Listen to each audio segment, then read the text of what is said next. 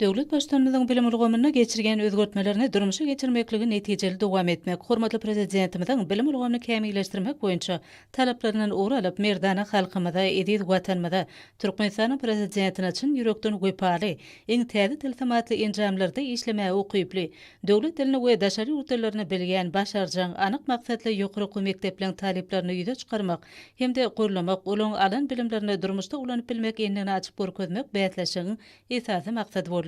Türkmenistanyň ýaş nesliniň ruhy rentligini, watana buýsançyny, ata-babalarymyzyň şöhratly geçmiş taryhyna, halkymyzyň baýsyny gotuny, egsilme söýgüsini açyp görkezmek bätleşikde esasy ýörelge uruldy. Türkmenistanyň Bilim Ministrliginiň Ýaşlar Guramasynyň merkezi eňeşini kärdeşler arkadaşlyklarynyň milli merkeziniň guramagyna geçirilen bätleşik talipleriň dürli urulary boýunça ukyplarynyň ýokarydygyny äşkär etdi.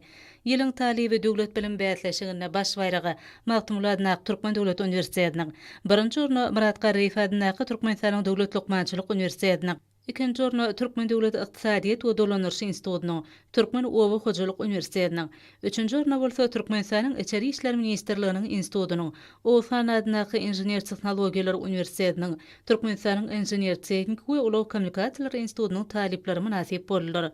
Bätleşige gatnaşyjylar özleri hakyndaky ägirt uly aladasy üçin gahrman arkadagymyza hemde arkadagly gahrman serdarymyza tüý sürekden hoşarlyk sözlerini beýan etdiler.